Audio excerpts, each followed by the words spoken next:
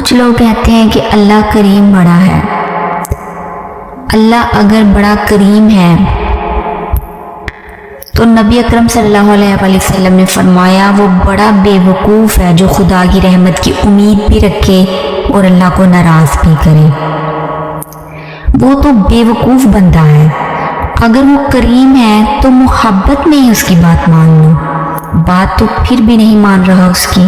کچھ لوگ کہتے ہیں کہ نبی پاک صلی اللہ علیہ وسلم شفاعت کریں گے۔ بھائی ہمارا تو سہارا ہی اس بات پہ ہے، حضور سفارش کریں گے، پر نبی اکرم صلی اللہ علیہ وسلم نے درجنوں جگہ بھی کہا ہے جو میرے طریقے پہ نہ چلا فلیس منا، وہ مجھ سے نہیں ہے۔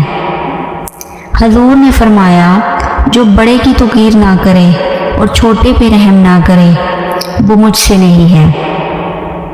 فرمایا جو ملاوٹ کرے وہ ہم میں سے نہیں۔ تو یہ حدیثیں بھی تو یاد رکھو۔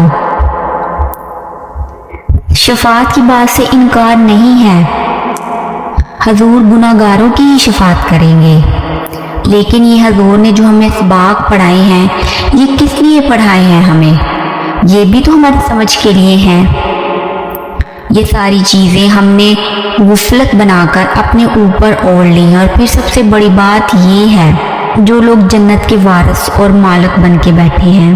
محبوب صلی اللہ علیہ وسلم نے فرمایا یہ جو میری بیٹی فاطمہ ہے یہ جنتی عورتوں کی سردار ہے، تو یہ تو جنت کی مالکہ اور وارثہ ہیں۔ وہ تو ساری رات ہی نماز پڑھتی تھی، سارا دن عبادت کرتی تھی، حق سب سے زیادہ تو ان کو تھا، تو یہ تو ایک منٹ کے لیے بھی عبادت سے غافل نہیں ہوتی تھی۔